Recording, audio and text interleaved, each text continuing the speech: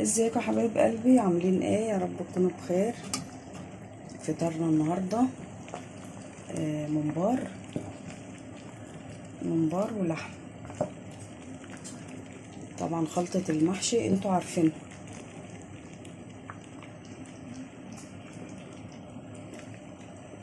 بصل، تدبلي البصل، تقومي نازله بالتقليه، معلقه صلصه الاول، وتقومي نازله بالطماطم بعدين اللي انت فرماها. لو عندك طماطم مسبكه وعينها زي ما احنا عاملين، قومي مطلعه كيس عاملاه تتسبك براحتها خالص. تقومي عامله الخلطه بقى، الرز والخضره وبهارات المحشي وكزبره وكمون وملح وشويه فلفل اسود صغيرين، وتعملي الخلطه وتحشي الممبار زي ما احنا قايلين. بترققي الممبار خالص، لان ساعه ما بينزل في الميه، شوفي ساعه ما بينزل في الميه الجلد بيقوم لامم على الرز، قافل من هنا ومن هنا عشان ما يفرقعش معاكي.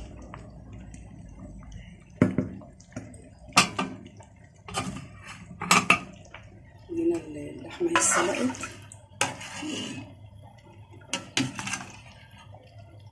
اللحمه اتسلقت خالص اهيت على التحمير.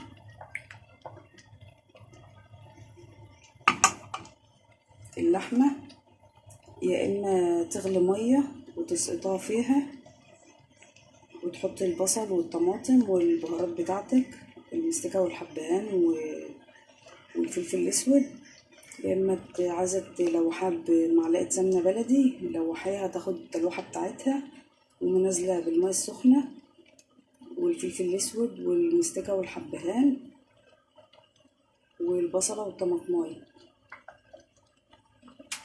عايزه من غير سمنه بلدي او من غير حاجه، تقومي منزله اللحمه كده في الحله على طول، وتهدي النار لغايه لما تشوح من غير سمنه، وتقومي حاطه البصله والطماطمايه معاها اللي انت عاوزاه.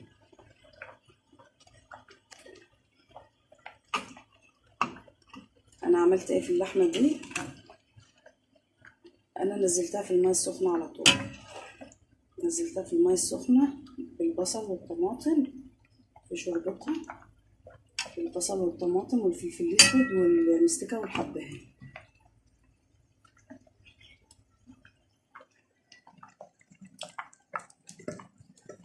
الطبخه معاكي ممكن تعمليها على كذا شكل،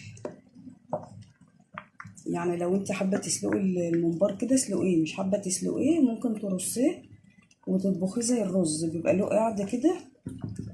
يعني كانت تعمله ازاي، كانت ترصه في الحله، يعني لو ما هيش عايزه تسلقه كانت ترصه في الحله وتحط قاعده زي الرز، ويتطبخ ويطلع برضو يتحمر، بس ما يبقاش فيه ميه بقى كده.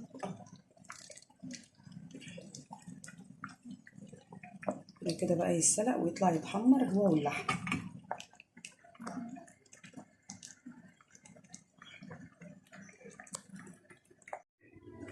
كده خلصت تقليه اهوت الممبار بالمخلل والشيبسي، وحمرت اللحمه.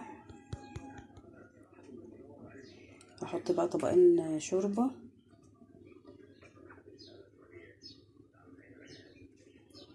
دي كده خلاص، والعصير خروب.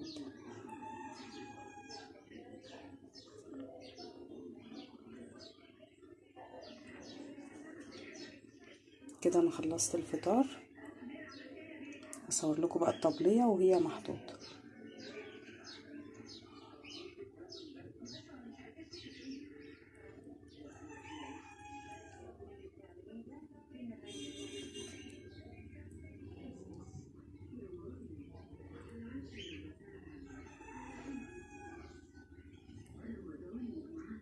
دي مش كميه اللحمه كلها، انا حمرت شويه وهسيب شويه كده عشان اللي مش عايز متحمر. ودي شيبسي،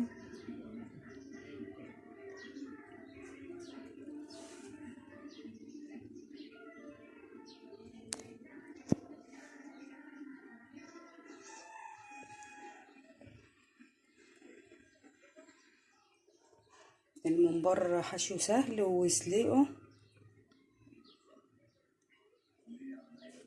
وما بياخدش حاجه في السلق. كل سنة وانتم طيبين.